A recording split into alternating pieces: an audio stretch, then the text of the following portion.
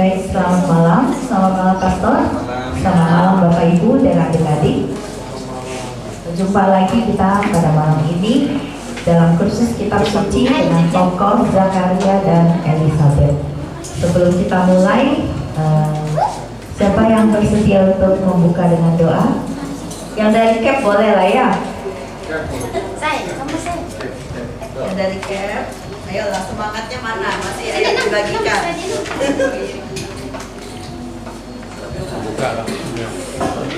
Masih semangat kan? Kita doa.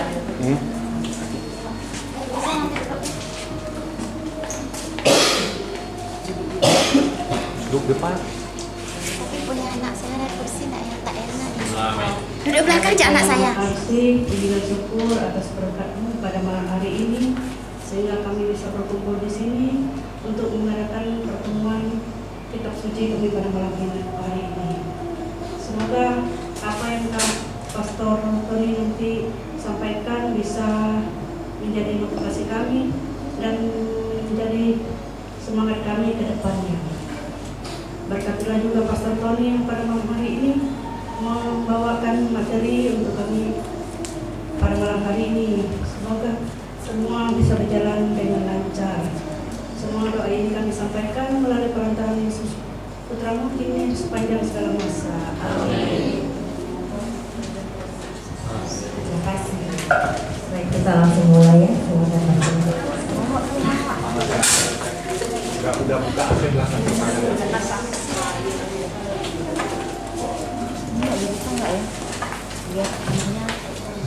Baik, selamat malam Bu Bapak Saudara Saudari, apa kabar? Baik sekali. Nah, kita mau pelajari pasang orang saleh, orang tua saleh dari Yohanes Baptis, Zakaria dan Elizabeth. Nah, kita baca dulu. Ya, walaupun kita sudah tahu ceritanya, tapi kita baca dulu. Nah, dari mana bisa kita baca Zakaria Elizabeth, Pak Mas? Injil mana? Atau kitab mana? Kitab Nabi Yesaya. Tak pernah saya tanya tentang perjanjian baru, dijawab oleh siswa saya ya perjanjian lama. Waduh, saya bilang pastor ini pun seperti tidak kenal kitab suci saya gitu kan. Jadi orang tua Yohanes Baptis itu di Injil Lukas. Di Lukas bab 1 itu banyak di situ. Kita pilih dulu ya, kita baca sebentar menyegarkan kembali ingatan kita tentang ini. Baik, kita lihat di Injil Lukas bab 1 ayat 1 ayat 1 sampai 4 itu hanya pendahuluan. Ayat 5. Ayat 5. Nanti saya minta dibaca per ayatnya tadi. 1, 2, 3. Oke, ya. Jadi kita urutan bangkunya enak, jadi tinggal dibaca ayat 1, ayat 1, ayat 1. Mudah-mudahan karena ini ada yang TB1 dan TB2 nggak apa-apa lah. Mudah-mudahan masih jalan terus. Ya, sudah siap ya? Dulu ini kita tunggu dulu yang buka Injil Lukas bab 1. Karena agak panjang ini.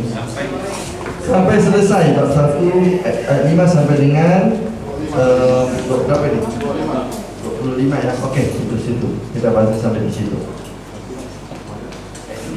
Silakan Pak Ahmad. Siap ya? Satu ayat yang menyusul. Agak kuat.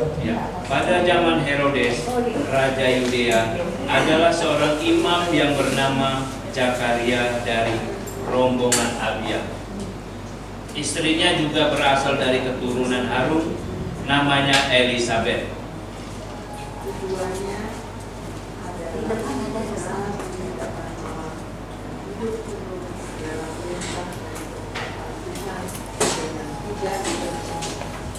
Tetapi mereka tidak mempunyai anak, sebab Elizabeth mandul dan keduanya telah lanjut umurnya.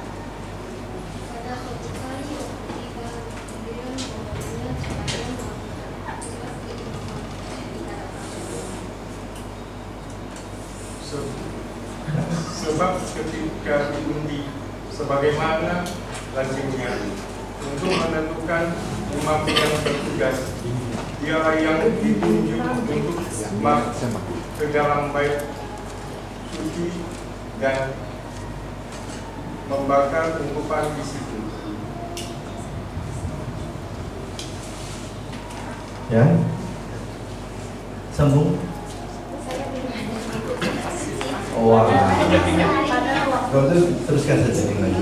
Pada waktu pembakaran seluruh umat berkumpul dan bersembahyang. Ya, ya. Maka tampaklah kepada Zakaria seorang malaikat Tuhan berdiri di sebelah kanan mesbah pembakaran ungkupan. Ya, terus. Melihat hal itu, dia terkejut dan menangis. Tapi malaikat itu berkata kepadanya, jangan takut, hai Zakaria, sebab doamu telah dikabulkan dan Elisabet istrimu akan melahirkan seorang anak laki-laki bagimu, dan haruslah engkau menamai dia Yohanes. Engkau akan menderita dan bergembira, bahkan orang akan berduka cita atas kelahirannya itu. Sebab dia akan besar di hadapan Tuhan dan dia akan minum anggur. Tidak akan. Tidak akan minum anggur. Hati-hati, tidak itu bisa mengubah arti. Sebab dia akan besar di hadapan Tuhan dan dia tidak akan minum anggur atau minuman keras, dan dia akan penuh dengan Roh Kudus mulai dari rahim ibunya. Dan akan membuat banyak. Iya akan. Iya. Oh, itu mungkin yang terjemahan baru ya. Silakan, silakan, tak apa-apa. Ya, terus. Akan berjalan mendahului Tuhan dalam kebaikan, kuasa yang dia untuk membuat hati para bapa berbalik kepada anak-anaknya, dan hati orang durhaka kepada pikiran orang-orang benar. Dengan demikian, dia mempersiapkan suatu umat yang siap sedia bagi Tuhan. Oke, sambung. Lalu kata Zakaria kepada malaikat itu, bagaimanakah aku tahu bahwa hal ini akan terjadi? Sebab aku sudah tua dan istriku sudah lahir putrinya.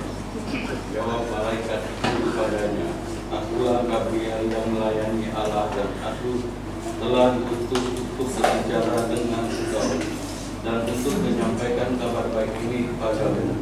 Sesungguhnya engkau akan menjadi bisu dan tidak dapat berkata-kata sampai kepada hari di mana semuanya ini terjadi, karena engkau tidak percaya akan perkataanku yang akan nyata kebenarannya pada waktunya. Sementara itu, umat menanti-nantikan Zakaria. Mereka menjadi heran bahwa ia begitu lama berada di dalam bait suci.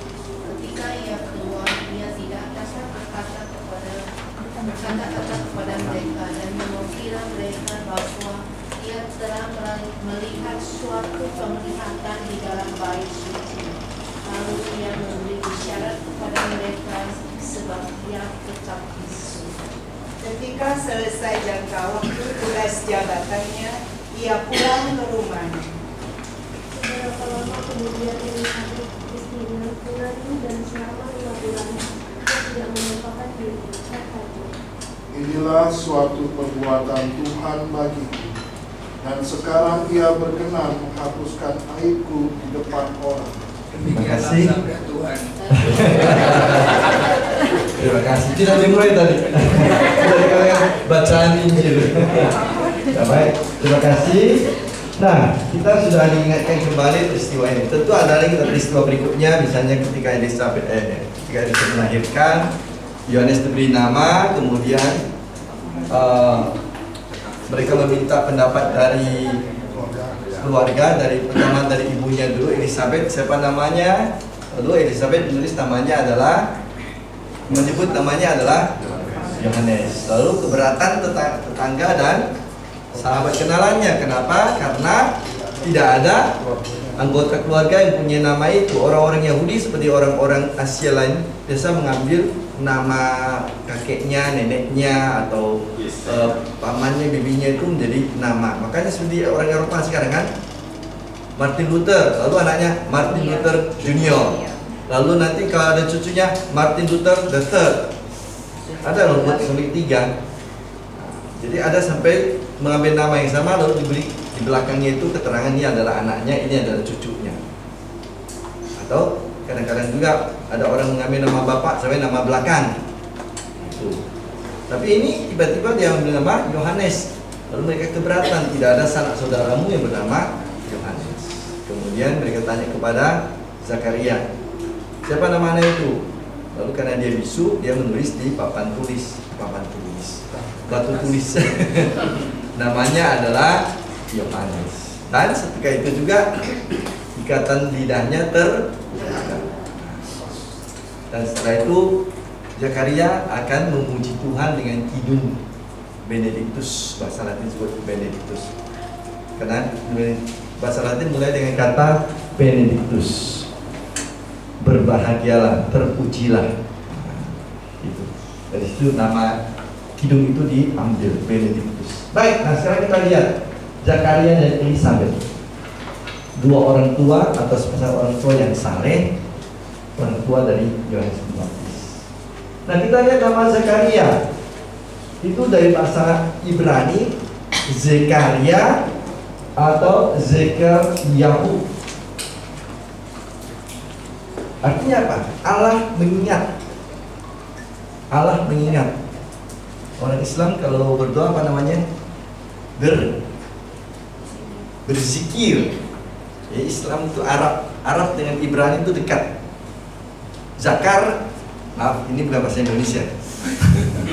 Bahasa Ibrani. Jadi zikirkan bahasa Indonesia. Zakar artinya mengingat, kata kerja. Zikir Arab mengingat juga. Jadi, kalau orang berzikir artinya mengingat nama Allah kan. Mereka 99 nama Allah kan disebut. Ini Zakaria atau Zekaryahu, Allah mengingat. Zekaryahu. Yahu dengan ia itu sama artinya. Yahu. Dia adalah bapa dari Yohanes Pembaptis, keturunan Imam Abia. Ada imam itu banyak jalurnya. Ada Imam Zadok, itu imam agung. Ada Imam Abia dari macam-macam jalur. Ada 24 grup imam yang melayani Bait Allah. Dalam tradisi orang Yahudi, mereka itu ada 24 grup imam melayani Bait Allah. Dan setiap imam melayani 2 minggu. Sehingga setahun sekali mereka masuk sekali ke tempat yang disebut dengan Maha Kudus. Ruang Maha Kudus, Holy of Holies. Di situ hanya boleh imam agung masuk setahun sekali dan imam yang bertugas, kelompok imam bertugas. Nah, pada saat itu yang bertugas adalah kelompok Imam Abia. Dan Zakaria masuk jadi gilirannya. Dan di sanalah dia bertemu dengan malaikat Gabriel. Jadi nanti sebelum ini kita lihat bahwa dia adalah suami dari Elisabeth dan keduanya itu dikatakan dalam kitab suci orang saleh, orang benar. Orang benar artinya orang yang hidup menurut ketentuan hukum Tuhan, orang benar. Sayang mereka sudah tua dan tidak punya anak. Ini dalam tradisi kitab suci sudah banyak. Abraham dan Sarah. Terus siapa lagi? Elkana dan siapa? Hana. Orang tua dari si Samuel. Elkana dan Hana itu orang tua Samuel. Dia kan juga orang yang sudah lanjut usia, tidak punya anak, dan Allah bekerja. Nah ini sama juga. Orang tua dari Yohanes Pembaptis tinggal di daerah namanya Ain Karim. Ain Karim itu sekitar 7 km dari Yerusalem, sebelah barat. Sini, ini Yerusalem, sebelah barat. Jalan kaki sekitar 1,5 jam lah sampai. Nanti suatu saat kalau ada yang pergi ke Tanah Suci, ke Yerusalem, itu kemungkinan besar akan juga pergi ke rumah orang tua. Pak Tadius hari itu pergi? Ada dibawa pergi? Kain karing? Lupa ya. Itu ada apa namanya gereja di mana Maria mengunjungi Elizabeth. Di situ lah. Desa Kain Karing. Tidak jauh dari Yerusalem, dekat sekali. Kalau pakai mobil paling 10 menit sudah sampai. 10-15 menit kalau tidak macet. Jalan kaki 1,5 jam. Jadi karena itu, tapi jauh dari Nazaret loh. Dari Nazaret masih ratusan kilometer. Jadi coba bayangkan Maria mengunjungi Elizabeth itu jalan kaki, naik keledai. Mereka bukan orang kaya, dia tak bisa naik kuda. Naik keledai, jalan kaki, melewati padang gurun. Jadi tidak gampang ketika Maria mengunjungi Elizabeth. Itu menempuh perjalanan berhari-hari. Dan kalau lewat padang gurun, selain panas di waktu siang dan dingin waktu malam, bahaya binatang buas, kalajengking, ular, serigala. Dan di tepi padang gurun itu ada singa. Tapi saya yakin Maria tidak pergi sendiri, dia ikut rombongan. Tapi dari rumahnya hanya dia sendiri, tapi dia ikut rombongan, tidak sendirian dia. Masa perempuan muda usia 16-15 sudah berani jalan kaki dari utara ke selatan, tapi ikut rombongan. Itu perjalanan yang tidak gampang. Jadi tinggal di Kain Karing, di daerah Yudea, dan waktu itu Herodes Agung yang sedang memerintah. Kapan Herodes Agung memerintah? Tahun 37 sebelum Masehi sampai dengan tahun 4 sebelum Masehi. Ini keterangan tentang Zakaria. Lalu dikatakan ia mendapatkan penglihatan sewaktu sedang menjalankan ritus persembahan di ruang Maha Kudus. Tadi kita baca. Itu hanya bisa sekali setahun masuk. Seorang imam sekali setahun, menurut giliran rombongannya. Bahkan kadang-kadang kalau misalnya rombongannya banyak, belum tentu setahun sekali bisa masuk. Menurut dibagi-bagi ya kelompok kecil kan. Kelompok Abia misalnya ada sekian puluh orang atau sekian ratus orang, oke kamu tahun ini, lalu tunggu lagi giliran mungkin sekian tahun lagi ke depan. Jadi mungkin kesempatan yang jarang bagi seorang imam. Jadi suatu kesempatan yang luar biasa. Dan disitulah dia bertemu dengan malaikat Gabriel yang mengatakan bahwa doa mereka telah didengarkan oleh Tuhan. Itu berarti apa?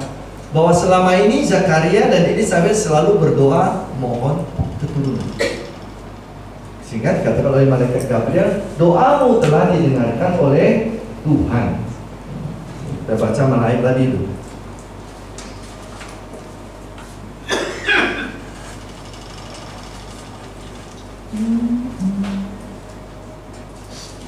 Jangan takut hai Zakaria, sebab doamu telah dikabulkan dan Elizabeth istrimu akan melahirkan seorang laki-laki bagimu dan haruslah engkau menamai dia Yohanes. Ayat ke-6 dan 7. 13 dan 14. Jadi dari kalimat itu jelas sekali bahwa mereka berdua orang benar di hadapan Tuhan yang saleh itu selalu berdoa mohon supaya mereka mendapatkan keturunan. Dan sekarang Gabriel memunculkan dirinya dan menampakkan pesan dari Tuhan, doamu dikabulkan Tuhan. Istrimu Elizabeth akan melahirkan anak yang harus kau beri nama dia Yohanes. Jadi pesannya nama sudah ada juga dari Tuhan. Jadi kalian tidak usah lagi repot-repot mencari nama anak itu. Terus buka-buka buku apa, tanggal lahir atau nama orang kudus. Kan ada sekarang kan mau cari nama baptis, nama orang kudus, tanggal berapa lahir, di situ namanya. Tuhan sendiri yang bekerja.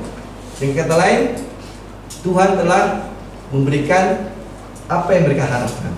Tetapi ternyata Zakaria tidak percaya, bisu. Dan itu dia dikatakan tanda petik hukuman. Dia protes Bagaimana mungkin? Nah, kan itu kalimatnya apa dikatakan?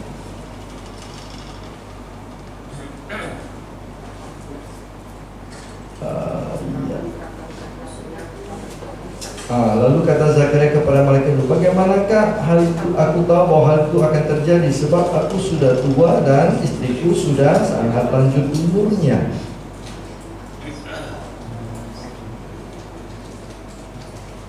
Nah ini lucunya kan, ironi sebenarnya. Berdoa terus mohon supaya punya anak. Sekali Tuhan kabulkan, kok bisa jadi? Kan ironis sebenarnya ini ya. Ada dokter. Jadi ini cerita menarik kalau kita lihat. Ini cerita bagaimana seorang manusia itu. Dari sinilah mengapa Allah tanda petik memperingatkan Zakaria, kamu itu loh, sudah kau buat saya repot mendengar doamu, lalu saya kabulkan, kau pula meragukan saya. Kan kira-kira begitu. Awas kau, bisu kau. Kalau kita bahasa sehari-hari, kamu nih loh gimana? Sudah kau suruh saya datang, sekarang saya datang, kau tanya kenapa kamu datang? Nah, kira-kira begitu. Nah, linglung gitu. Ya, sudah apa kan PDIP, sudah ada pikun gitu. Jadi ini menunjukkan bahwa Zakaria itu selain orang saleh, tetapi juga ada keraguan-keraguan. Nah, jadi dia ternyata meragukan karya Allah, Dan karena itu ia harus menanggung sedikit keraguan-keraguan, kekeliruannya itu. Dia diberi tanda bisu. Yang banyak bicara bisu. Dan ketika dia bekerja sama dengan Tuhan, kapan dia bekerja sama dengan Tuhan? Ketika dia setuju dengan pendapat istrinya, kan sudah dipesan, anakmu itu loh diberi nama Yohanes. Dan kemudian ketika sanak familinya protes, menurut budaya tidak mungkin, melanggar adat. Ini kan hidup, kamu melanggar adat. Tapi dia tetap bekerja sama dengan istrinya dan mengikuti suara Tuhan. Namanya adalah Yohanes. Dan karena itu dia dipulihkan kemampuannya untuk berbicara. Dan kalimat pertama setelah dia dipulihkan untuk berbicara ialah kita baca.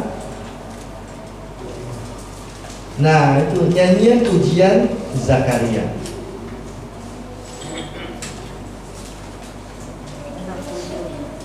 Ayat 60. Dan Zakaria ayahnya penuh dengan Roh Kudus, lalu bernubuat katanya, terpujilah Tuhan Allah Israel, Benedictus. Terpujilah Benedictus.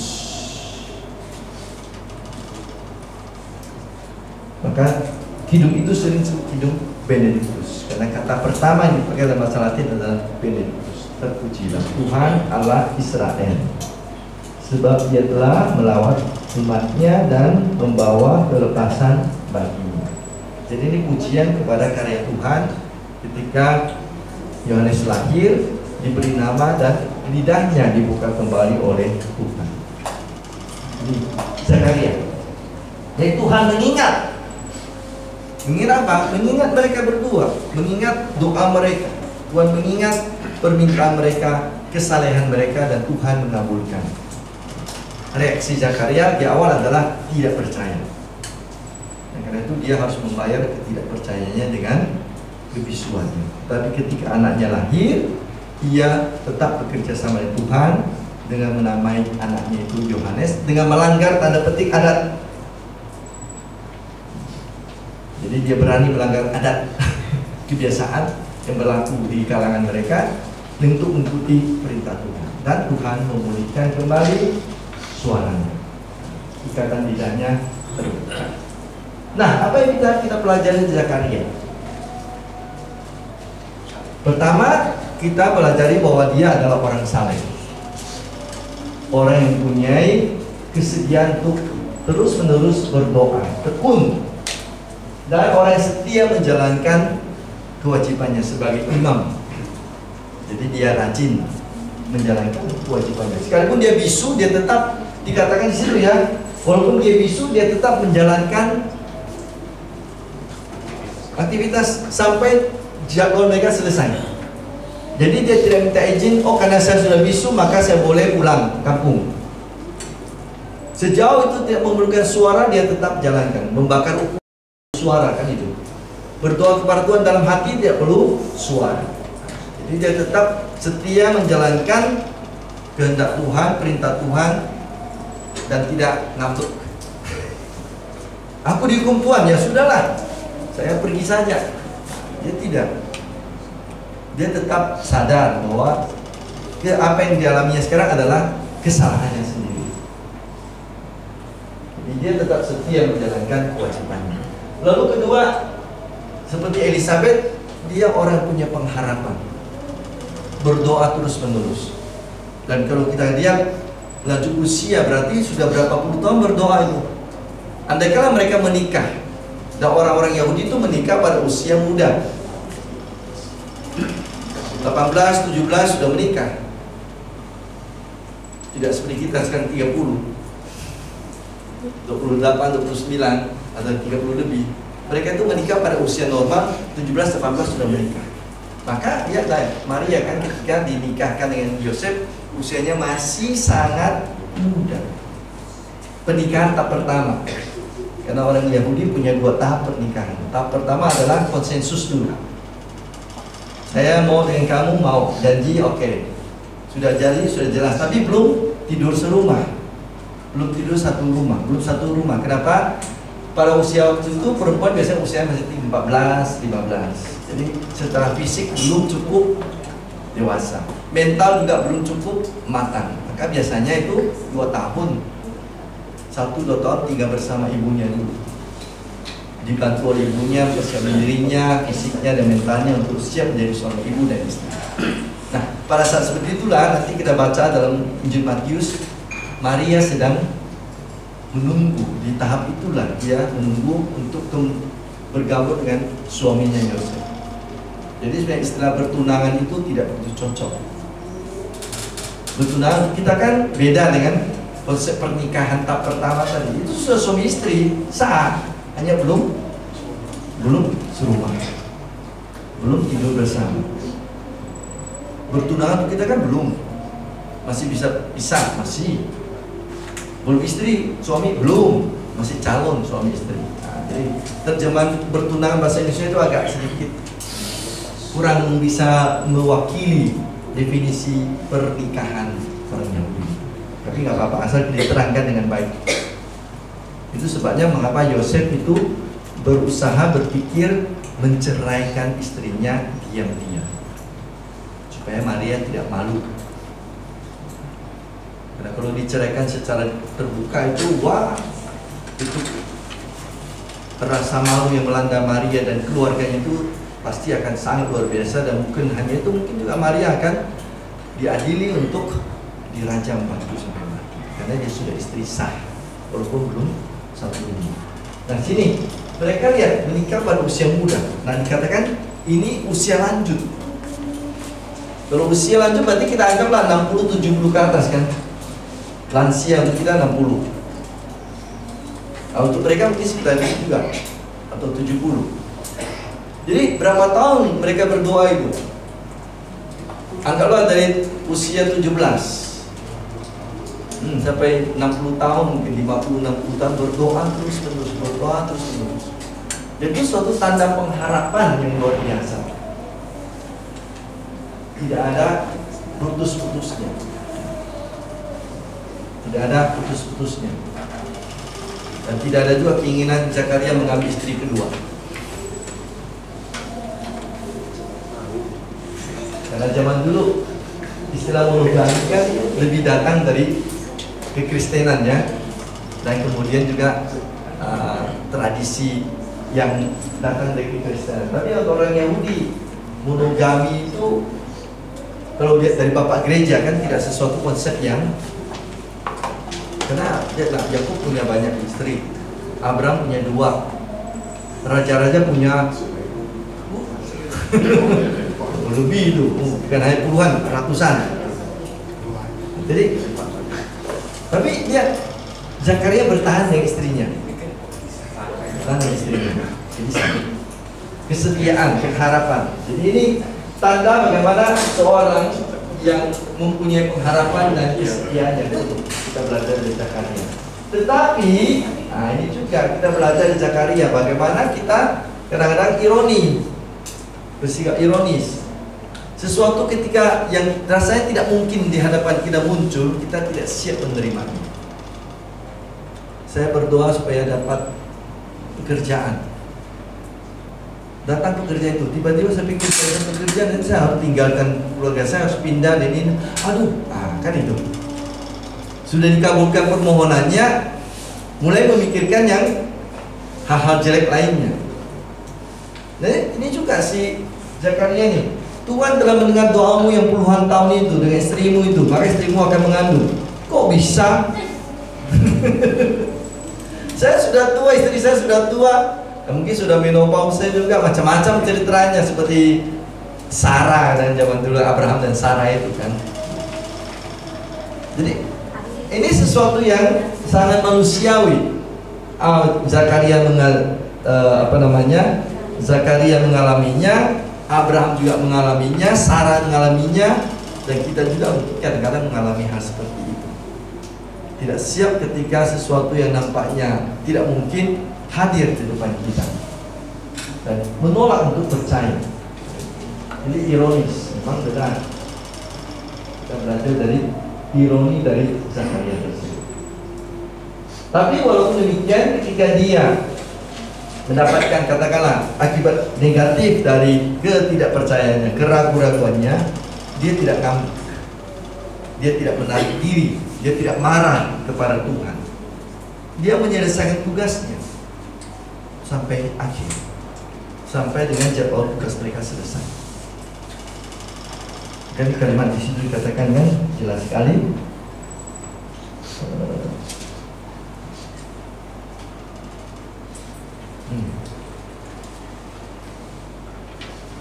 Ketika dia keluar, ia tidak dapat berkata-kata kepada mereka, dan mengertilah mereka bahwa ia telah melihat sesuatu penglihatan dalam bait suci. Lalu ia memberi isyarat kepada mereka, sebab ia tetap bisu. Ketika selesai jangka waktu tugas jabatannya, ia pulang. Jadi dia tidak menjadi pahit karena tanda petik dia sama-sama dihukum. Dia tidak terima. Dia tetap menjalankan tugasnya dengan baik. Jadi siap menanggung risiko dari kesalahan, siap menanggung kesalahan tersebut, dan dia tetap mau bekerja sama dengan Tuhan.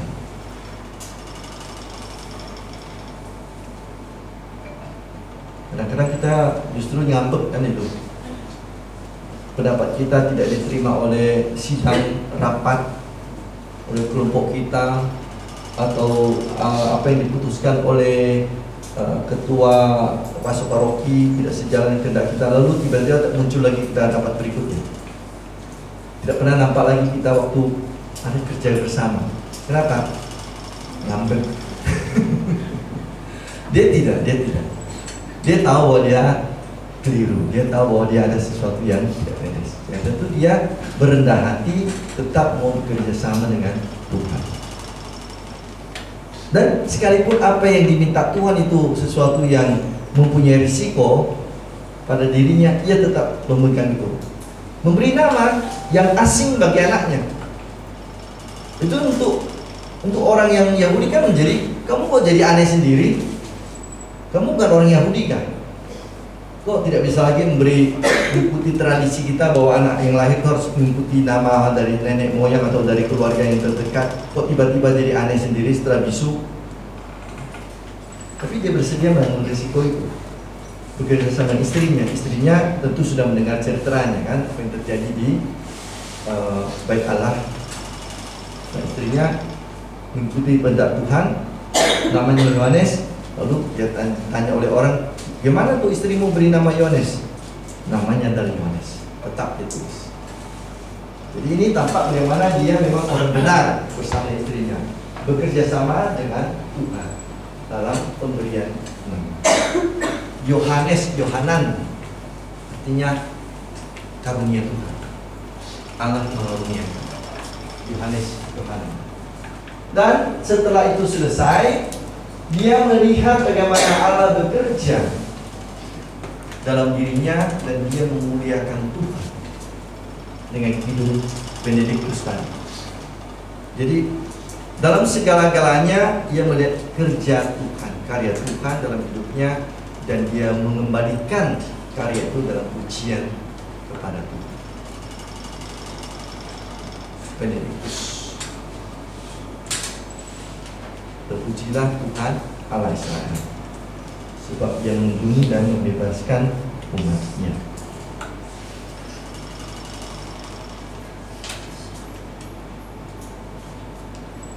Nah, ini Zakaria, Daniel. Lalu sekarang kita lihat bagaimana istrinya Elizabeth. Ini dari kata Ibrani Elisheba. Elizabeth itu dari kata Elisheba. Eli artinya Allahku, Sheba adalah janji atau janji Allahku. Nah ini ada kaitan tadi Allah mengingat. Sekarang janji dari Allah. Apa janji dari Allah? Kelahiran Yohanes. Jadi Allah tetap berjanji untuk mengingat doa-doa yang disampaikan kepadanya. Jadi nama Elizabeth adalah Allahku adalah janji atau janji Allah. Kalau dibaca dalam bentuk kata benda jadi janji Allahku. Kalau dibaca bentuk suatu kalimat kerja, Allahku adalah janji. Elisheba. Dia adalah istri Zakaria, ibu Yohanes Baptis, keturunan imam juga. Nah ini garis keturunan imamnya lebih hebat lagi ini, Harun.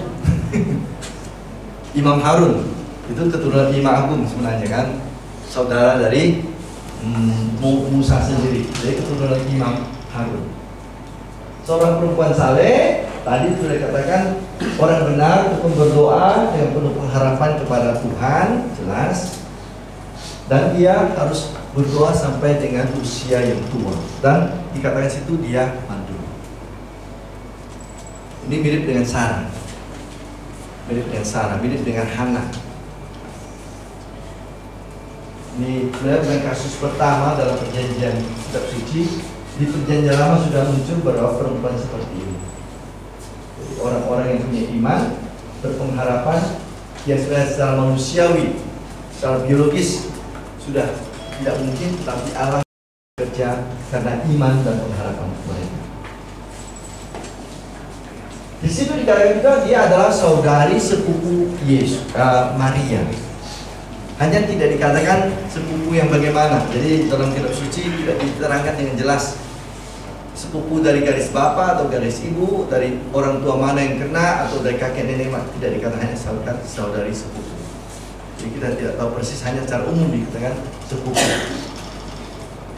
Jadi diungkapkan dengan istilah umum sepupu itu.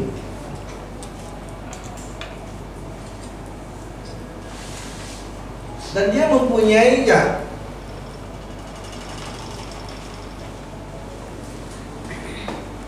dikatakan dia dikarunia Roh Kudus ketika bertemu dengan Maria, dan dari jauh dia mengatakan Ibu Tuhan, karena Maria tidak menerangkan siapa dirinya. Ketika Maria menjumpai Elizabeth, Maria kan tidak menyebut dirinya sedang mengandung, tapi dia dikarunia Roh Kudus, dia semacam punya kemampuan bernubuat. Jadi boleh tanda petik sebut seorang nabi perempuan.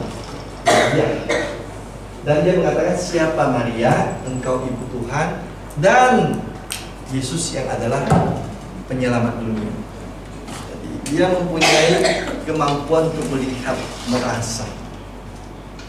Seorang perempuan saleh yang punya kemampuan melihat dan merasa.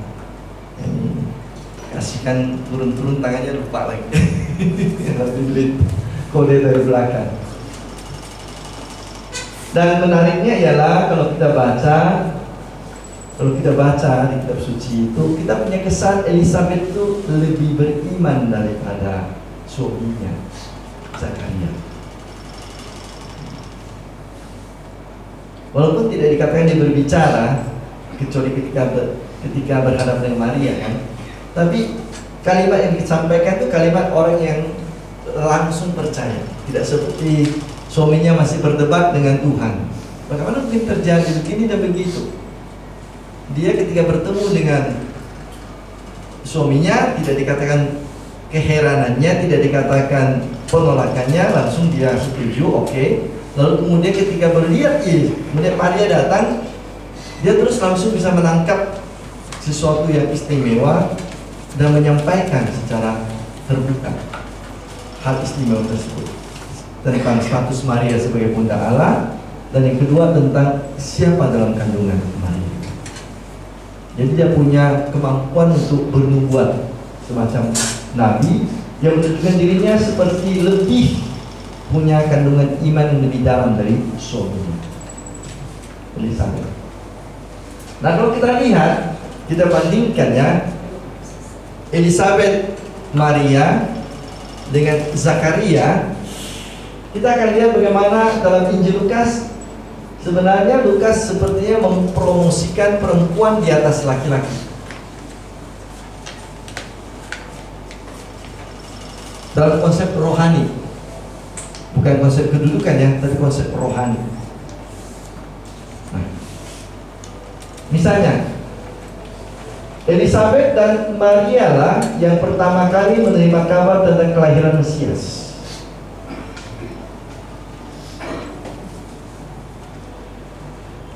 Zakaria kan tidak bicara tentang Mesias kan? Zakaria bicara tentang Yohanes Pembaptis. Tapi Elizabeth justru ketika bertemu Maria, langsung kepalanya, atau bukan kepalanya, dirinya merasa yang datang ini adalah Bunda Yesus. Sehingga mengatakan Salam Maria. Kalimat, coba kalau kita baca kalimat dari pertemuan Elizabeth dengan Maria ini. Maria dan Elizabeth. Tidak baca semua, tapi kita lihat kalimat dari Elizabeth. Beberapa waktu kemudian berangkatlah Maria dan langsung berjalan ke gunungan menuju sebuah kota di Yehuda. Di situ ia masuk ke rumah Zakaria dan memberi salam kepada Elizabeth. Ketika Elizabeth mendengar salam Maria, melonjaklah anak dalam rahimnya, dan Elizabeth pun penuh dengan Roh Kudus. Lalu berseru dengan suara nyaring, diberkatilah engkau di antara semua perempuan dan diberkatilah buah rahimmu. Siapakah aku ini? Sampai ibu Tuhanku datang mengunjungi aku. Ibu Tuhanku. Dan langsung dia menangkap ini posisi Maria istimewa, ibu Tuhanku. Dia langsung tahu siapa dalam kandungan Maria. Padahal Maria tidak memberitahu kepada dia sedang mengandung. Tidak ada cerita sebelumnya. Maria hanya datang untuk menolong Elizabeth yang sedang mengandung pada bulan ke-6. Itu pesan dari malaikat Gabriel kan. Sanakmu Elizabeth sedang mengandung pada masa tuanya. Ini bulan ke-6 bagi dia. Maria langsung ingin menolong Elizabeth karena Maria tahu Elizabeth sudah tua. Perlu satu orang membantu dia. Nah, sebagai sanak yang dekat, dia pergi. Dan belum sampai baru menyalam Elizabeth, lalu Elizabeth sudah mendengar suara Maria, langsung tahu. Ini adalah Bunda Allah. Jadi Elizabeth dan Maria tentunya, karena Maria mendapatkan langsung kabar dari Gabriel sebelumnya, ceritanya adalah perempuan-perempuan yang mendapatkan pesan pertama tentang kelahiran Mesias. Dalam hal ini dalam hal ini Elizabeth lebih dahulu tahu daripada Zakaria. Jadi memang Lukas sepertinya menempatkan posisi perempuan agak unik di atas laki-laki dalam Injilnya. Lalu Elizabeth dan Maria ibunya yang menyambut Mesias dengan penuh sukacita, dengan penuh iman. Nah, ini sesuatu yang menarik kan, bahwa perempuan-perempuan punya kemampuan sensitivitas yang lebih tinggi dalam hal iman. Walaupun kadang-kadang ada juga ibu yang agak sedikit bagaimana, tetapi secara umum digambarkan di sini bahwa Elizabeth dan Maria merupakan gambaran dari wanita yang punya sensitivitas, perasaan kepekaan yang lebih tinggi mengenai Yesus. Iman mereka lebih dalam. Ini hal lain yang disebutkan. Apalagi Elisabet dan Maria yang lebih dahulu mendapatkan pujian dan dimuliakan oleh malaikat. Ketika Maria dan Elisabet saling memuji, dan ketika Maria dipuji oleh malaikat, salam hai engkau Maria yang diberkati oleh Tuhan, Allah bersamamu. Jadi ini kesan bagaimana posisi perempuan diwakili oleh Elisabet dan Maria di atas posisi laki-laki. Lalu lagi, bagaimana Elisabet dan Maria setelah mengerti atau mengakui bayi dalam kandungan Maria adalah Yesus, menyampaikan pujian tentang Yesus. Siapakah aku ini sampai ibu Tuhanku datang mengunjungi aku? Diberkatilah buah rahimmu. Itu kata Elisabet. Dan Maria sendiri juga dalam pujian Magnificat, jiwaku memuliakan Tuhan, hatiku bersukaria karena juru Allah juru selamatku telah menolongku. Siapakah aku ini? Jadi pujian Maria kepada Allah berkaitan dengan siapa yang dikandung oleh Maria, tentang Yesus. Mengapa itu terjadi? Karena memang Lukas mempunyai teologi yang sedikit unik tentang Yesus. Apa itu? Dalam Injil Lukas, Lukas suka menggambarkan Yesus itu dekat dengan kelompok-kelompok yang dianggap kelas 2. Anak kecil, orang asing, orang Samaria, perempuan, orang sakit. Itu sangat ditonjolkan oleh Lukas. Sehingga dalam pembukanya pun pribadi Elisabet dan Maria itu punya posisi yang istimewa khusus. Dalam Injil Lukas kita lihat bagaimana ada perumpamaan tentang orang Samaria yang baik hati menolong orang Israel yang orang Yahudi yang dirampok di tengah jalan. Hanya Injil Lukas. Dalam Injil Lukas bagaimana 10 orang sakit kusta, 10-10-nya disembuhkan, 9 pergi, 1 orang kembali berterima kasih kepada Yesus. Siapa orang yang berterima kasih itu? Orang Samaria. Dalam Injil Lukas dikatakan bahwa selain murid-murid Yesus mengikuti Yesus dari Galilea sampai Yerusalem, ada sekelompok perempuan yang mengikuti Yesus juga. Lukas bab 8. Maria Magdalena, Salome, istri bendahara Herodes, semua diterangkan di Injil Lukas, khusus di Injil Lukas, tidak ada di Injil-Injil lain. Ini gambaran orang miskin, orang sederhana, orang yang ditelantar. Karena ini kelompok yang dianggap kelas 2 ini dalam tradisi strata orang Yahudi. Orang asing, orang Samaria, musuh orang Israel, perempuan, anak-anak kecil yang dianggap belum orang dewasa, jadi belum bisa bertanggung jawab, bisa direndahkan. Maka kelompok inilah yang mendapatkan tempat-tempat yang tinggi dalam tradisi Injil Lukas. Jadi tidak heran dalam pembukaan Injil Lukas pun posisi Elisabet dan Maria itu punya posisi yang nampaknya lebih diistimewakan dibanding dengan Zakaria yang adalah laki-laki. Jadi posisi iman mereka, pengharapan mereka, kesalehan mereka punya tempat khusus.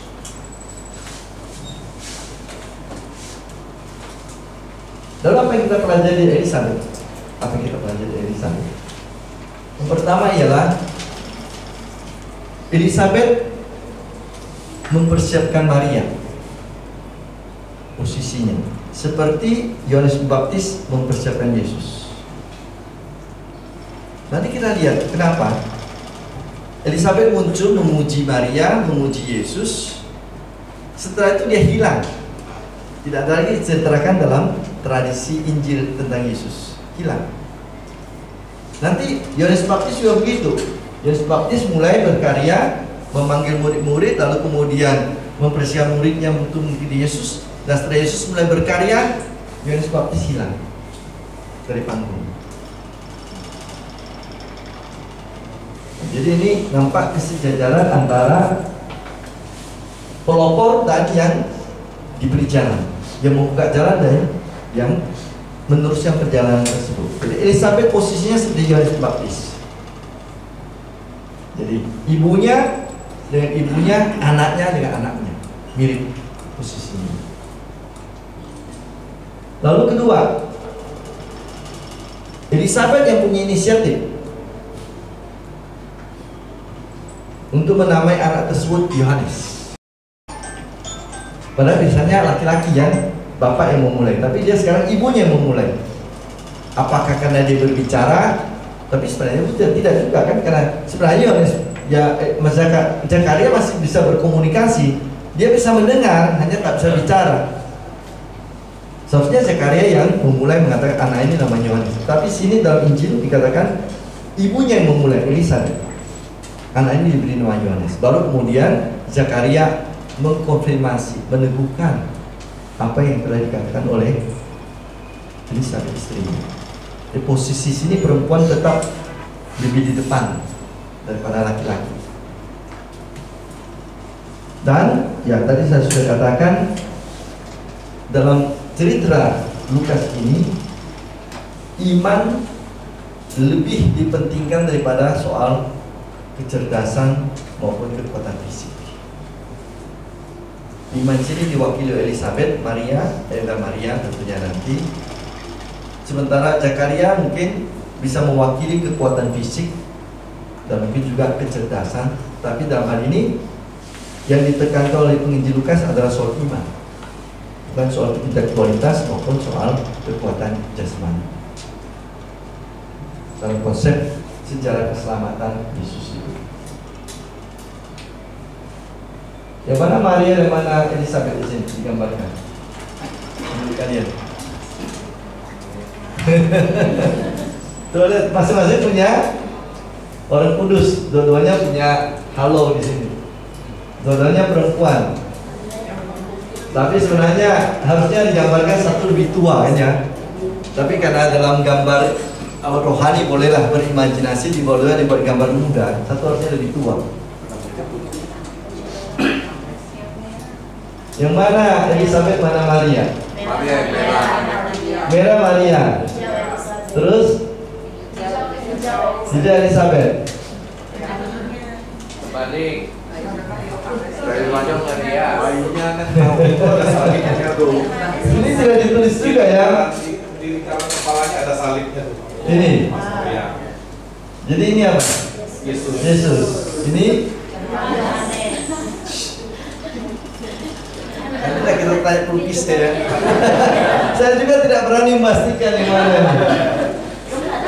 Itu udah memberkati pastor. Hah? Yang satu kan tutup Ini jembat, ya. memberkati. Lalu ini yang menunduk. Jembat. Dua-duanya muda kan itu. Cuma sana gambarnya tua gini, oh jelas ini Elizabeth. Elizabeth Gitu. itu rambutnya putih pastor. Oh putih ya? Orang barat itu kan bukan putih tuh, perak. Perak tuh. Ya memang sih sulit mengatakan nih. Oh ini rambutnya Ya, putih. tapi memang sih ada gambar salib ya. Umat ketua ya. Padahal lebih tua Yohanes Pembaptis kok lebih besar Yesus.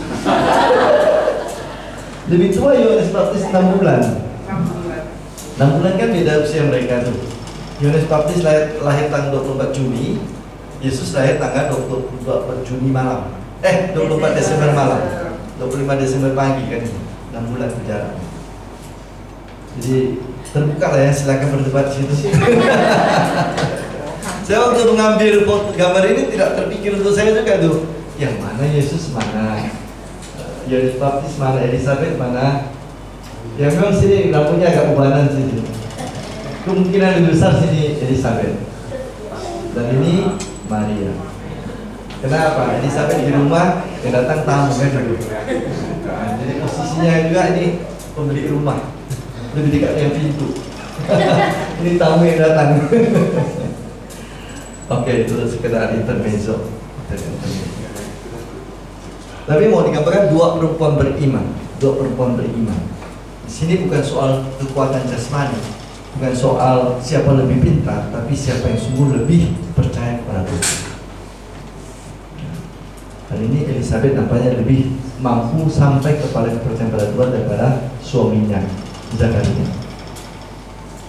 Dan ini kepekaan menangkap kehadiran Tuhan.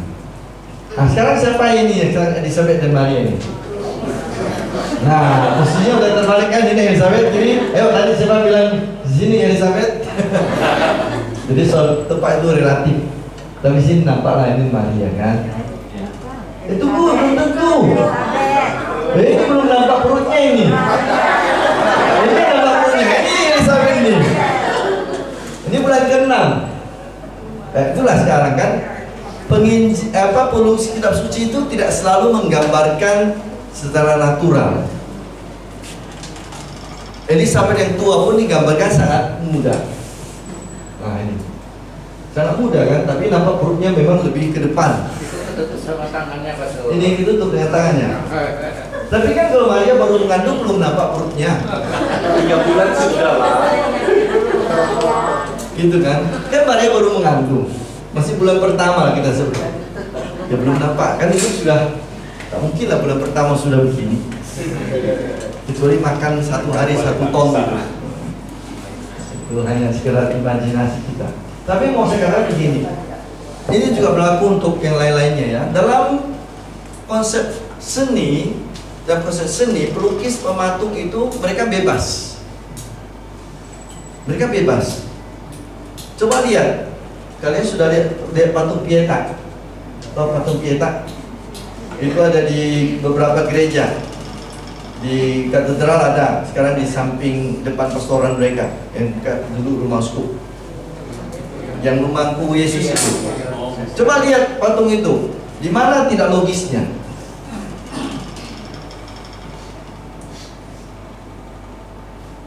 Maria posisinya dulu kayak posisi dulu waktunya. Gak apa-apa, posisi dulu bisa mangku, gak apa-apa. Di mana katakanlah secara logika tidak logis patung Pietà ini? Gak apa-apa. Bukan itu masalahnya. Perempuan memang lebih kecil biasa rata-rata kan.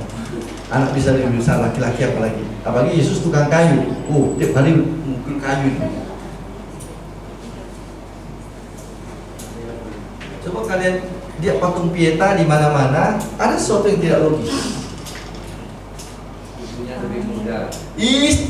Maria itu sangat muda, seperti remaja. Padahal Yesus usia sudah 30 tahun lebih kan.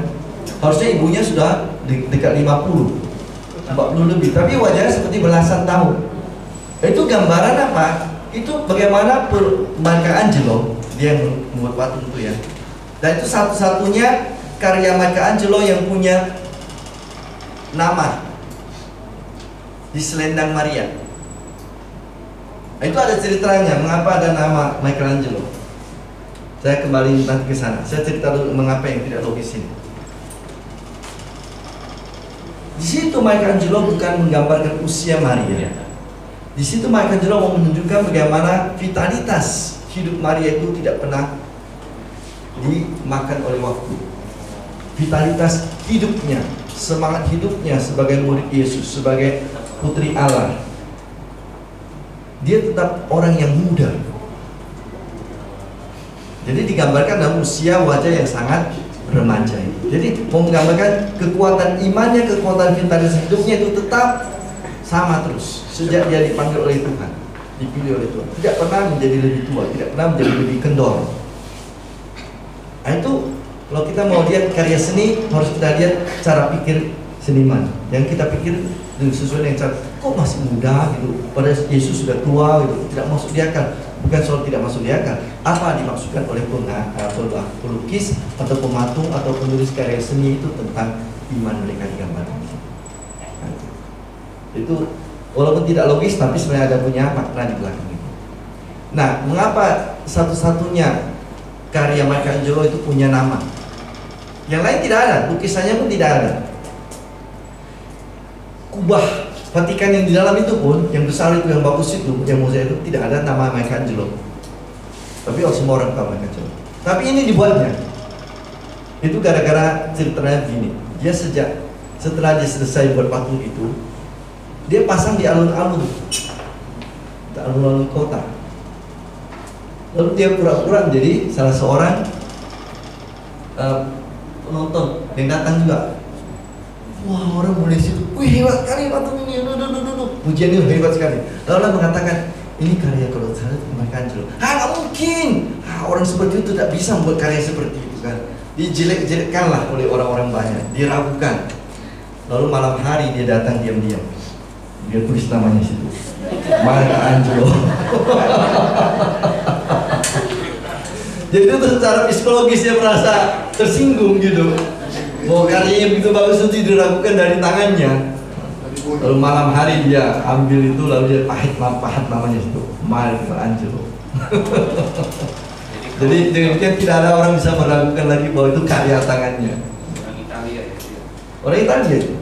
Terus seorang pemahat dan seorang pelukis, seorang seniman yang memang sangat-sangat luar biasa.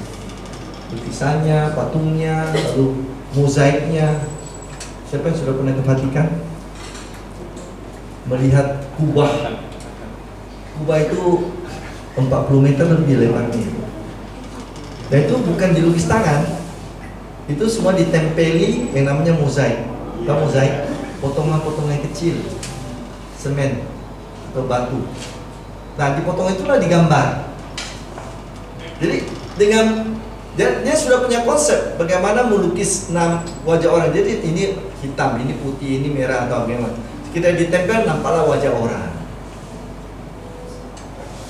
Itu mozaik. Suatu saat tak usah pergi ke Vatikan, di tempat kita juga banyak mozaik kok, yang sederhana. Di gereja-gereja kita sini juga ada yang buat mozaik sederhana. Tapi itulah, kalau kita yang sederhana buat itu agak susah aja, apalagi dulu tidak ada teknologi, tidak ada alat keran, tidak ada macam-macam, tidak ada komputer. Dia sendiri dari kepalanya memikirkan dan badannya naik turun terus menerus. Dia harus menempel loh. Dengan badan tergantung itu puluhan tahun, bertahun-tahun yang buat mozaik itu. Dan datanglah karya seni yang luar biasa. Kalau kalian mau melihat karya seninya, pergi aja ke YouTube, tinggalin saja kubah Vatikan, nanti nampak karya. Kita bisa lihat dengan tenang di kamar kita, tak usah kita begini, tak usah bayar tiket mahal-mahal ke Roma. Di layar komputer kita bisa kita lihat dengan tenang. Ayo soal kepekaan kita kembali bahwa dia mampu merasa ini ibu Tuhan yang datang. Siapakah aku ini sampai ibu datang mengunjungi aku?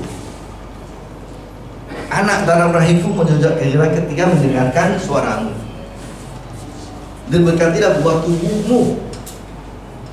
Dan dia tahu itu adalah Yesus, Mesias yang dirindukan. Kepekaan seorang beriman, seorang perempuan beriman. Jadi menteri agama harusnya perempuan.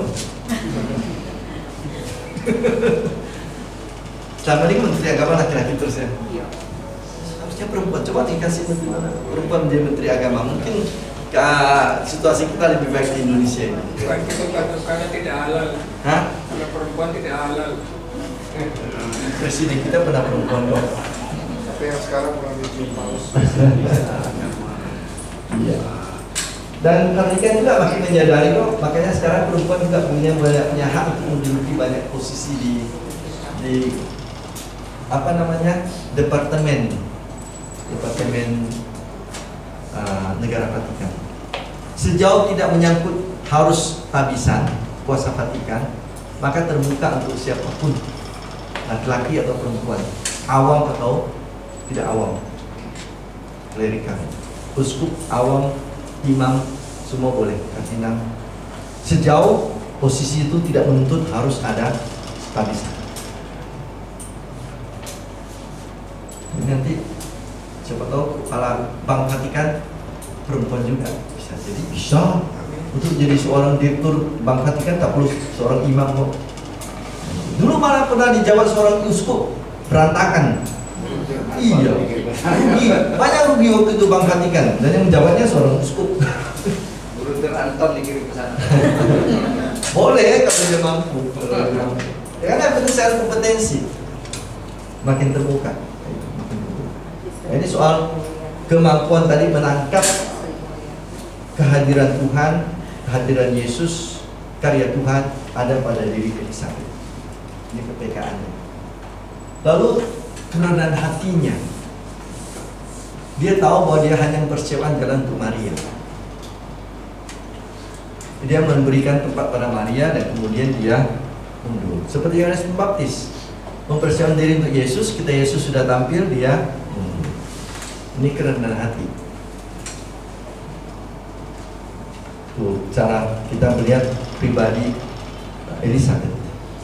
Kadang-kadang kita ini yang di depan kita ini, yang kita bawa di belakang, kita pula terus mau duduk di depan terus. Sudah waktunya mundur, nggak mau mundur. Seperti iklan Likna dulu kan, kursi Likna itu sekali duduk nggak tahu diri gitu kan, lupa berdiri. Lalu si Bagio membuat kalimatnya lucu, sekali duduk nggak tahu diri. Kalau sudah waktunya mundur, mundurlah.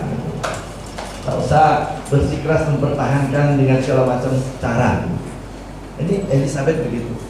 Dia mempersiapkan jalan untuk Maria, Maria muncul, silakan. Nah, dia sudah pelan-pelan mundur dari panggung.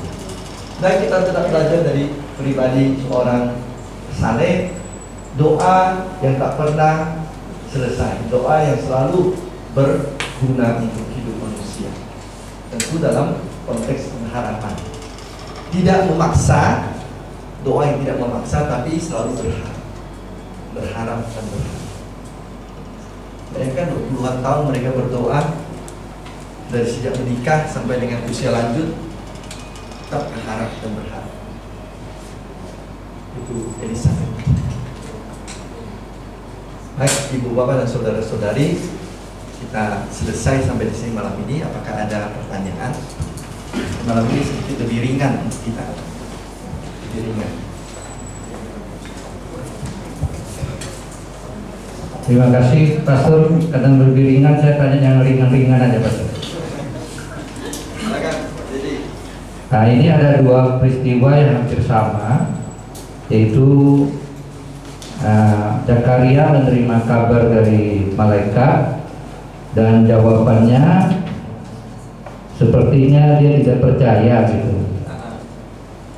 Ya, bagaimana aku tahu dan hari itu akan terjadi sebab aku sudah tua dan istriku sudah lanjut usia. Dan di Maria juga menjawab begini, bagaimana hal itu mungkin terjadi karena aku belum bersuami. Kan seolah-olah juga tidak percaya. Tapi yang satu dapat hukuman, yang Marianya enggak gitu. Tidak adil gitu ya. Pertanyaan kedua, Pastor. Kenapa nama Zakaria itu tidak populer bagi orang Kristen maupun Katolik? Kalau Elisabet kan kita dengar namanya di mana-mana, ada Maria, ada Yohanes, ada gitu. Bahkan Imam Agung Harun juga tidak ada orang Katolik. Kalau orang Muslim banyak nama Harun, nama Musa juga.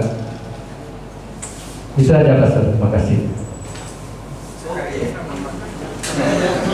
Sederhana yang nomor 2 kan. Nama Zakaria itu sangat populer di Perjanjian Lama sampai puluhan. Nama Zakaria dalam kitab suci Perjanjian Baru memang tidak banyak, tapi Perjanjian Lama sangat banyak. Lalu apakah tidak banyak nama Zakaria dipakai dari kalangan Katolik? Saya belum punya sensus tentang itu. Di Protestan saya juga tidak tahu apakah, karena kita tidak kenal banyak orang kan itu.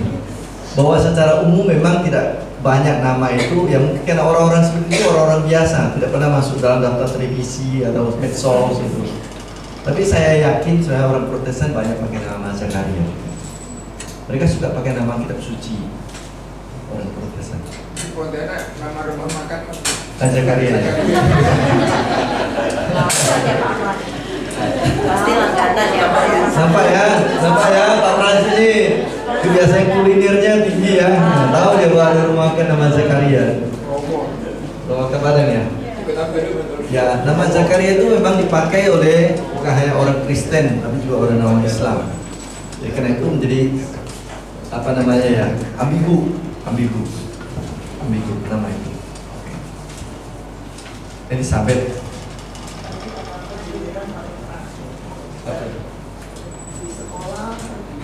Oh, nanti daftar nama kalau didalekan A sampai Z, nanti orang terakhir dipanggil gitu. Ya kesempatannya selalu orang terakhir ya. Seperti kemarin lah saya bilang ada wisuda, ada wisuda di WD kan. Nah, dipanggil lah nama-nama orang berprestasi. Namanya banyak tuh. Ada yang sampai 100 lebih. Saya bilang dengan dosen di samping saya. Setelah nama ke-10, tepuk tangan dia akan hilang pelan-pelan. Yang benar setelah 15 tidak lagi tepuk tangan setelah dipanggil depan itu. Padahal masih sama-sama berprestasi. Hanya 10 nama pertama yang ditepuk tangani. Yang belakangnya sudah hanya maju aja, tidak ditepuk tangan. Oke, itu hanya intermezzo. Yang pertama itu memang nampaknya sekilas tidak adil, tapi ada alasannya. Mengapa Tuhan tanda petik seperti menghukum Zakaria karena tidak percaya, nanti dia seolah meloloskan Maria yang juga tidak percaya atau kurang percaya. Kenapa? Itu tadi pertama, Zakaria sudah puluhan tahun minta, oh punya anak. Lalu setelah sekian puluh tahun nanti, Zakaria, doamu sudah dikabulkan, mari kau punya anak. Kok bisa? Nah, kan itu aneh kan gitu. Kamu minta lalu segera dikasihkan, kamu tidak mau lagi terima. Kamu main-main kan gitu. Posisi Maria beda. Tidak minta tapi dikasih. Maria itu tidak pernah berharap dia hamil sebelum menikah. Hamil sebelum tidur dengan Yosef. Dan tidak ada ceritanya perempuan yang hamil sebelum hidup dalam pernikahan. Selama ini semua peristiwa mukjizat perempuan hamil itu adalah mereka yang sudah jadi istri. Hanya usianya sudah lanjut atau tua atau sudah menopause atau mandul. Baru kemudian setelah itu Tuhan bekerja. Tapi itu semua adalah istri yang sudah tinggal bersama dengan suami, si Hana, si Sarah. Tidak pernah ada kejadian dan tidak akan ada pernah kejadian lagi, saya pikir secara normal, seorang perempuan yang tidak pernah tidur dengan laki-laki tiba-tiba hamil. Lalu sekarang tiba-tiba Maria, saya kan perawat kok tiba-tiba hamil. Tentu bisa dimengerti dong keberatan Maria, keheranan Maria, ketakutan Maria. Jadi bukan sesuatu yang menunjukkan dia ragu-ragu atau tidak beriman, tapi menunjukkan bahwa dia seorang yang mempunyai otak yang jalan, akal waras, akal sehat. Tentu Tuhan tidak akan menghukum Maria karena pertanyaan tentang hal tersebut, karena memang sangat logis. Seorang yang tidak punya suami, tidak pernah berhubungan pada yang laki-laki, masih perawat, kok hamil. Itu alasannya.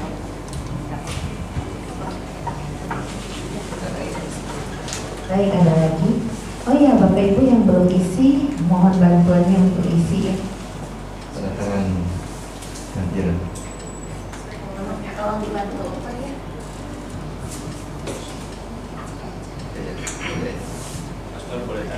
Sebentar, ini beli bapaknya. Baik, terima kasih.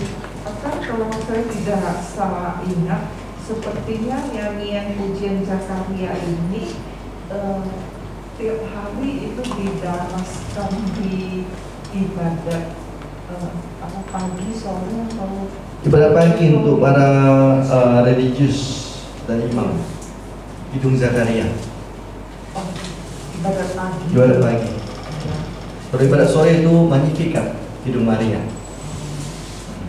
Kemudian ada satu pertanyaan lagi di luar materi hari ini, yaitu mengenai bacaan tadi misa pagi atau misa harian, yaitu mengenai bacaan Injil itu mengenai pesta ya. Oh, yang mengundang itu. Betul. Terus Tuhan Allah sudah menyiapkan semuanya. Omnia Paratasun, semua sudah siap. Iya, minta undangan masuk. Iya. Nah, lalu adalah yang saya ingin tanyakan adalah Karena diundang itu kan pada nggak mau datang. Kan pertama minta maaf masih baiklah. Yang kedua itu tolak mentah-mentah. Kemudian akhirnya Tuhan murka dan mengatakan kepada pelayan-pelayannya bahwa itu semua orang yang di jalanan itu dipaksa masuk ke dalam ruang pesta. Nah itu pertanyaan saya, kenapa harus dipaksa masuk seperti itu? Padahal manusia atau sebenarnya manusia yang diundang itu tidak bersedia untuk menghadiri. Itu saja. Terima kasih. Perumpamaan itu sebenarnya dalam konteks. Perikop itu ada dalam konteks. Jadi memang bacaan kitab suci kita kan perikop nih. Tapi sebenarnya kalau dibaca itu harus ingat dalam satu konteks.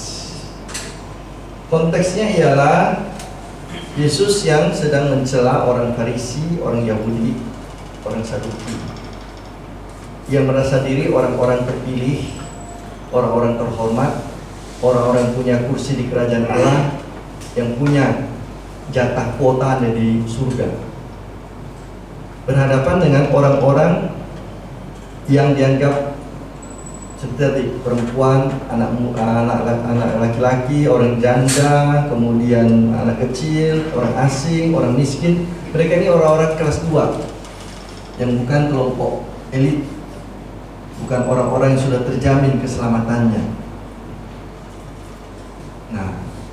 Nah orang-orang yang ini, yang elit ini, para imam-imam, orang Farisi, Saduki ini merasa sudah punya kursi kerajaan surga, sudah masuk surga, sudah orang saleh dan seterusnya itu.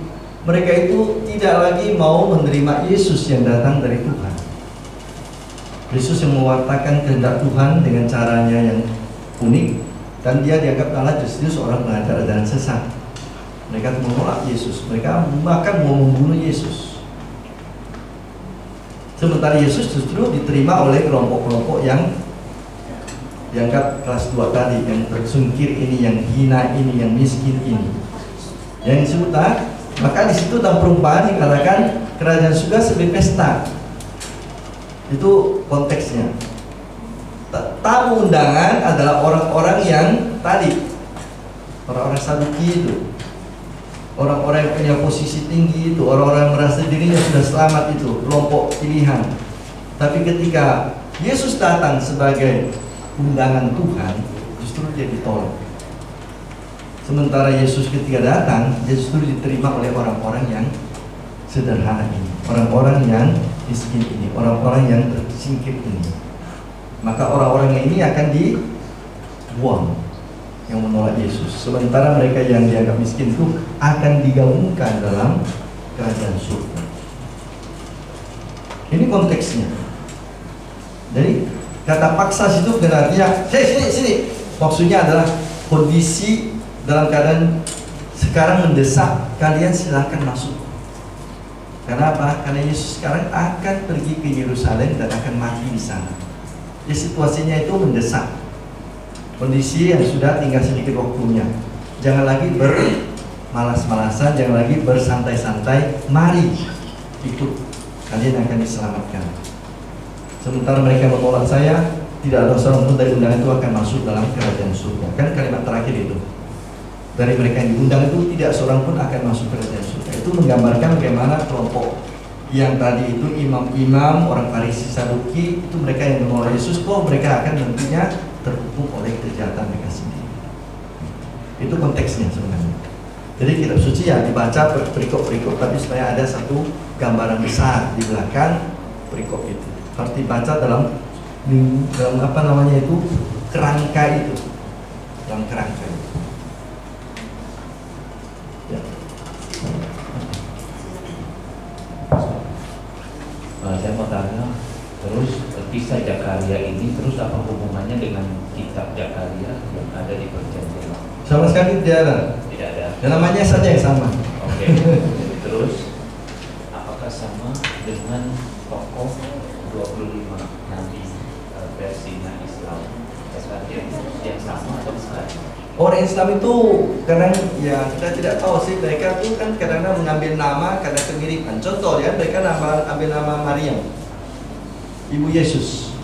Tapi mereka campur adukan dengan saudari Harun yang punya nama yang sama.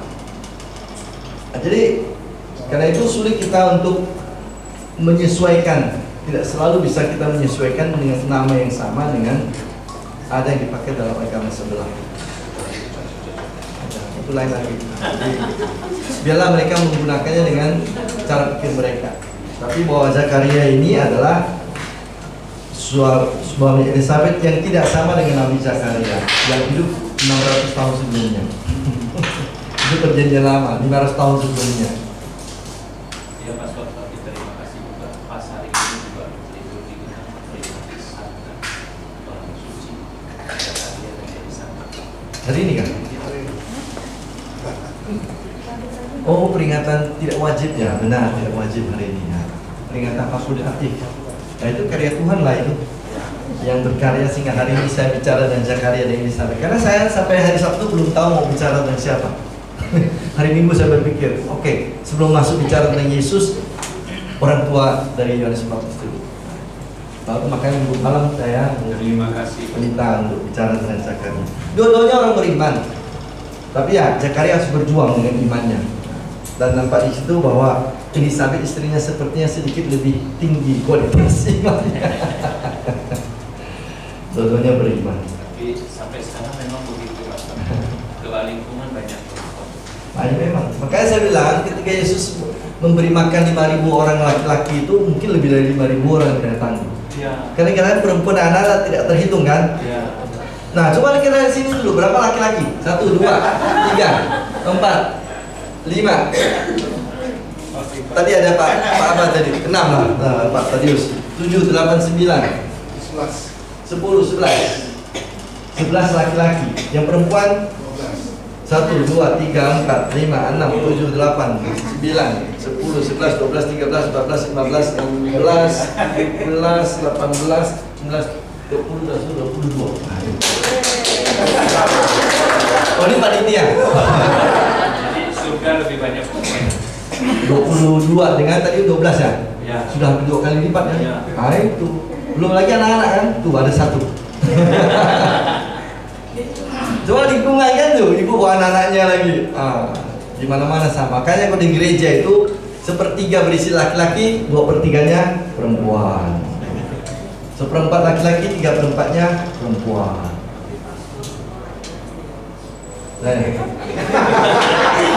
Makanya sedikit pastor, karena laki-laki sedikit. Coba seandainya bilang pastor boleh perempuan, mungkin jumlah pastor banyak bisa 3 kali lipat dari sekarang kan itu. Di Tiongkok sekarang perempuan lebih banyak laki-laki lebih banyak, bukan perempuan lebih banyak. Laki-laki lebih banyak. Itu dah tak usah itu lain. Silakan. Pak CBN, Pastor. CBN. Saya mau bertanya, apa bedanya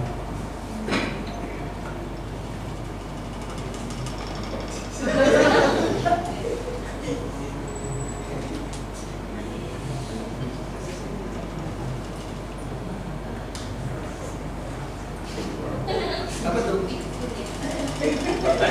Tentang apa? Tentang apa tuh? Tentang yang Benedictus sama Magnificat? Bukan. Zakaria Kidung Zakaria dengan apa bedanya Kidung Zakaria dengan Kidung Benedictus? Kita bicara tentang kidung yang sama. Hanya diberi nama Kidung Zakaria karena Zakaria yang memulainya. Nah, Zakaria memulai kidungnya dengan kata Benedictus. Jadi sering juga disebut Kidung Benedictus. Benedictus itu zaman Yunani. Bahasa Indonesia adalah terpujilah. Jadi sama. Kita bicara tentang kidung yang sama. Hanya satu diberi nama yang memulainya, satu diberi nama yang dikatakannya. Isinya. Jadi tidak ada perbedaan. Terima kasih. Ya.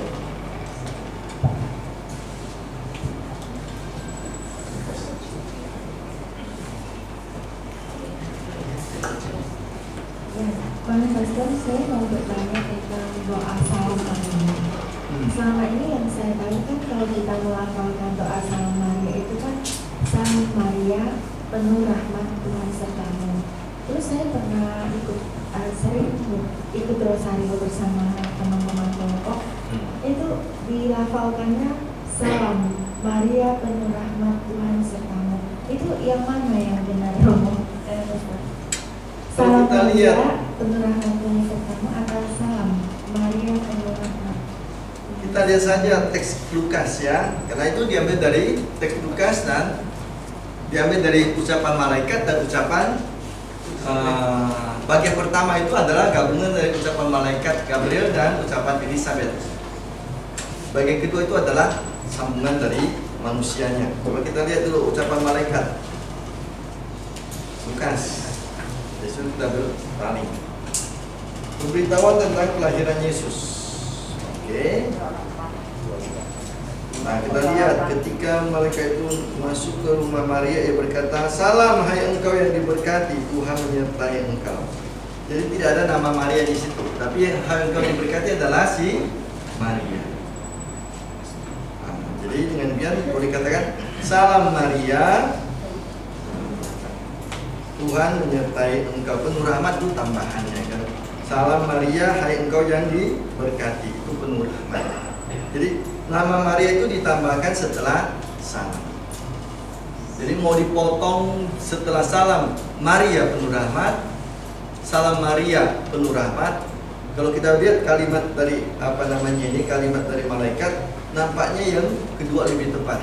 Salam Maria, hai engkau yang diberkati. Artinya penuh rahmat. Jadi penuh rahmat itu setelah koma. Jadi salam Maria penuh rahmat. Salam Maria penuh rahmat. Karena di sini kan Maria tidak dipanggil lagi, karena langsung salam hai engkau yang diberkati. Hai engkau diberkati diganti dengan kata penuh rahmat. Jadi salam itu ditambahkan nama Maria di situ. Seperti yang tradisi kita mengatakan selama ini doa kita. Salam Maria penuh rahmat. Dalam bahasa-bahasa asing juga begitu, Pak. Orang Indonesia kadang-kadang kreatif gitu. Dalam bahasa Eropa juga nama Maria sebelum koma. Ave Maria, gratia plena. Coba bahasa Latin. Ave Maria, gratia plena. Bukan. Ave Maria, gratia plena. Bukan. Ave Maria, gratia plena. Itu doa Latinnya juga jelas juga. Posisi Maria adalah sebelum koma, bukan sesudah koma. Atau mungkin gini Pastor, karena salam ini kan dari malaikat kepada Maria kan. Nah, maka pemenggalannya harus salam Maria yang penuh rahmat gitu. Ya itu. Karena dia tidak menyebut nama lagi, karena dia langsung menyapa orangnya. Jadi tentu agak aneh. Salam.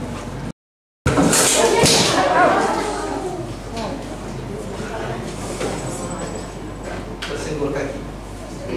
Bisa. Salam Pak Frans, kan nggak perlu lagi. Salam. Nah itu saja. Jadi ketika kita mulai berdoa, terpaksa kita harus masukkan nama Pak Frans itu, supaya jelas doa itu kepada siapa. Kan salam mereka itu dijadikan doa.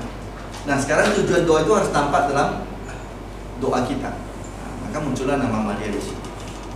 Ave Maria, gratia plena, Dominus tecum, benedicta tu mulieribus benedictus fructus ventris tui, Jesus. Sancta Maria, Mater Dei, ora pro nobis, peccatoribus, nunc et hora mortis nostrae. Amin.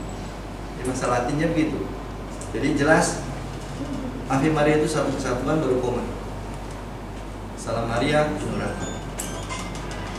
Dan bahasa-bahasa asing semua gitu juga. Hail Mary, bukan Hail Mary full of grace. Kan jelas bahasa Inggris. Jadi kadang-kadang ada orang yang sangat kreatif, memikirkan yang tidak perlu dipikirkan, dan kemudian buat masalah. Itu pun ada yang dianggapnya kebenaran itu. Ya, Bapak Pastor, saya ingin menyambung pertanyaan tadi. Tahun sekilas ini sepertinya malaikat Gabriel ini punya sebuah kuasa untuk menghukum manusia kalau baca di sini. Dia bisa menghukum Zakaria supaya dia bisa bisu gitu. Nah, yang menyambung juga tadi pertanyaan juga kalau kita lihat catatan, karena saya sering ikut debatnya Muslim. Jadi kalau lihat catatannya dari Al-Quran itu juga di situ ada Nabi Zakaria itu cuman kalau dari segi ininya dia sama, tapi dia meminta tanda dari malaikat itu. Nah, sehingga tanda yang diberikan malaikat itu adalah dia menjadi bisu. Tetapi kalau di Al-Quran 3 hari. Dan Zakaria yang dicatat juga hidup di zaman Darius sekitar 500 tahun sebelum Masehi yang lalu. Jadi agak berbeda. Makanya saya katakan mereka tuh mencampur adukan banyak hal karena namanya sama. Ibu Yesus pun jadi istri pula saudari Musa. Yang satu hidup tahun 4 Masehi, yang satu hidup tahun 1000 sebelum Masehi kan gitu. Nah, itu jadi tak usah terlalu pusing dengan itu. Ya, cukup kita tahu apa yang kita imani. Tak usah dikabul. Yang saya tanya adalah ya malaikat itu ya kalau dicatat di dalam Injil kita ya sepertinya jadi punya kuasa untuk membunuh manusia. Malaikat itu adalah utusan Tuhan. Malak adalah utusan, messenger. Jadi sebagai utusan dia punya tanda petik diberi Tuhan juga semacam kuasa pandang. Gibor, Gabriel itu adalah Gibor El, kekuatan Allah. Dia sebagai penyampai pesan Allah, tapi juga sekaligus kekuatan Allah. Jadi dia punya daya, kuasa seperti diberikan oleh Allah kepadanya. Jadi yang heran bahwa malaikat juga punya semacam bisa mengeksekusi sesuatu. Tentu sudah datang dari Allah sendiri yang mengutus mereka. Seperti misalnya kalau kita film-film, maksudnya jauh-jauh lah, film-film Tiongkok tuh kan, yang membawa ini tanda dari kaisar, maka orang yang bawa tanda kaisar itu seperti punya kuasa kaisar, utusan yang sudah punya. Jadi Gibor El ini, Gabriel, kekuatan Allah, dia juga punya wewenang untuk melakukan berbagai hal sesuai yang dipesankan Tuhan kepadanya. Bahkan dalam Perjanjian Lama, kata malaikat Tuhan kadang-kadang bisa disamakan dengan Tuhan sendiri. Jadi istilah malaikat Tuhan itu dalam Perjanjian Lama itu cukup longgar. Itu artinya Tuhan sendiri yang tampil seperti seorang manusia. Misalnya dikatakan Yakub yang berkelahi dengan malaikat Tuhan. Yakub berkelahi dengan Tuhan di situ, bukan dengan malaikat sebenarnya, dengan Tuhan sendiri. Jadi istilah malaikat Tuhan itu kadang-kadang agak longgar dalam dunia perjanjian. Bisa sungguh-sungguh dia malaikat seperti Mikael, Gabriel, Rafael, tapi juga sebenarnya dia Allah yang menjelma seperti manusia, terwujud seorang malaikat. Jadi dalam konteks baru kita akan lihat, oh di sini malaikat itu sebenarnya adalah Allah sendiri yang hadir. Dalam konteks ini adalah utusan dari Allah. Selanjutnya kan kalau dilihat yang diberi pesan oleh malaikat yang memberi nama Yohanes adalah Zakaria, ya. Tetapi kok di sini Elizabeth bisa tahu gitu bahwa namanya itu adalah akan diberi nama Yohanes. Lalu waktu pulang kan pasti cerita si Zakaria katakan dia bisu, juga tulis. Kan dikatakan diberikan oleh batu tulis. Bukan, kalau saya bisu bukan berarti saya tak bisa lagi berkomunikasi kan gitu. Bisa menulis, bisa berisyarat. Jadi bukan berarti tidak bisa berkomunikasi. Maka dia bisa menjawab. Siapa nama anak itu? Dia minta batu tulis. Namanya adalah Elizabeth. Yohanes. Jadi dia bukan berarti tidak bisa berkomunikasi kan itu. Pastilah dia pulang cerita kepada istri kenapa dia bisu, dan istrinya terus percaya dan melaksanakan apa yang diminta malaikat kepada mereka. Kalau anaknya lahir namanya Yohanes, Yohanan. Jadi karunia Allah, pemberian Allah. Silakan. Di sini disebutkan bahwa malaikat mengatakan kepada Zakaria tentang Yohanes, dan ia akan berjalan mendahului Tuhan dalam roh dan kuasa Elia. Kuasa Elia seperti apa? Sedangkan kita tahu bahwa Yohanes ketika dia saatnya muncul kan dia lebih banyak bertapa di hutan ya. Sampai waktunya muncul baru dia hanya menyerukan seruan dan membaptis orang. Jadi kuasa lain apakah seperti yang kuasa Elia? Elia itu adalah gambaran dari nabi yang akan muncul pada akhir zaman. Kepenuhan dari janji Israel, janji Allah kepada Israel, genapan janji Allah. Jadi pada misalnya pengadilan akhir yang akan muncul adalah Allah, Elia, dan Mesias dalam pengadilan akhir.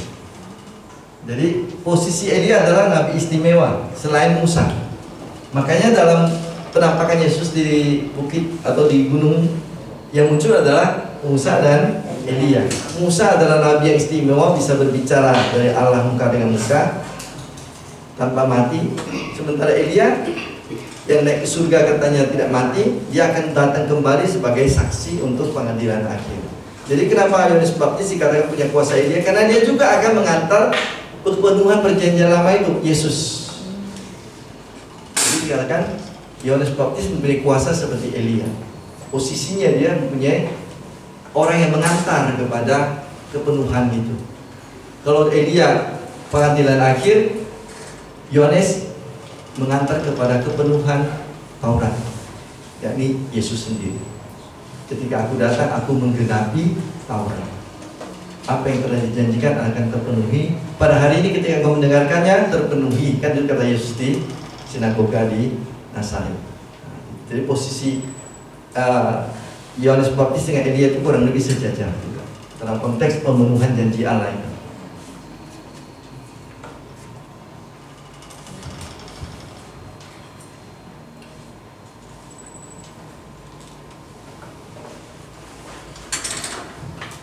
Udah, ada lagi?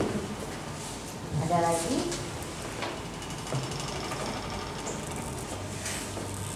Oke, kalau tidak ada kita bisa pulang awal. Hore, gitu. Hore, untuk pulang awal. Minggu depan kita akan bicara tentang, saya akan bicara minggu depan tentang Yosef. Jadi pesan kita ada Maria, Yohanes Pembaptis, Yesus. Jadi ketika Desember itu tidak masuk tas Yohanes Pembaptis dan Yesus. Iya, sebelum masalah. Mungkin masih 1-2 minggu pertama. Belum terlalu sibuk kan? Kita lihat dulu. Sekarang tanggal berapa? 5.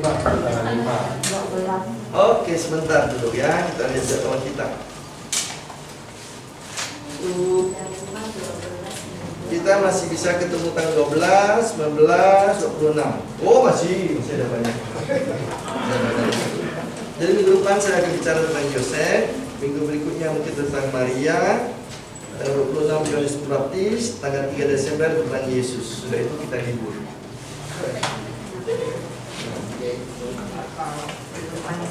Panjang sampai tahun baru. Ya sih, kalau tidak ada halangan begitu nanti 1, 2, 3, 4 minggu lagi sudah ke depan jalan terus. Sampai Yesus sudah itu kita berhenti.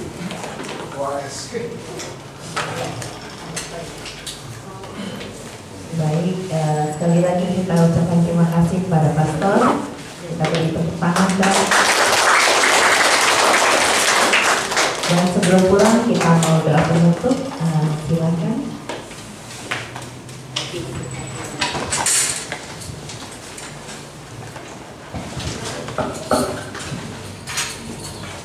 Mari kita berdoa dalam nama Bapa dan Putra dan Roh Kudus. Amin. Tuhan Yesus, terima kasih atas berkat-Mu pada malam hari ini, terutama materi yang luar biasa dari Pastor pertukaran Tuhan. Sebentar lagi kami akan pulang ke rumah kami masing-masing. Berkatilah perjalanan pulang kami agar kami dapat berkumpul kembali dengan keluarga kami. kami mohon juga Engkau selalu berkati dalam kehidupan kami, agar kami selalu memuji nama-Mu dan membuat kami semakin dekat kepadamu. Pada akhirnya kami mohon berkat-Mu lewat tangan pastor kami. Tuhan bersamamu. Semoga kuasa memberkati saudari-saudara sekalian, seluruh keluarga besar saudara-saudari, perjalanan pulang nanti sampai ke rumah yang aman dan selamat, istirahat nanti malam dengan tenang, damai, dan bangun kembali besok pagi dengan semangat untuk melaksanakan rencana kita selanjutnya.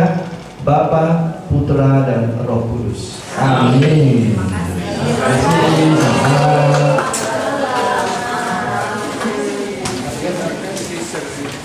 Saya kembalikan 200.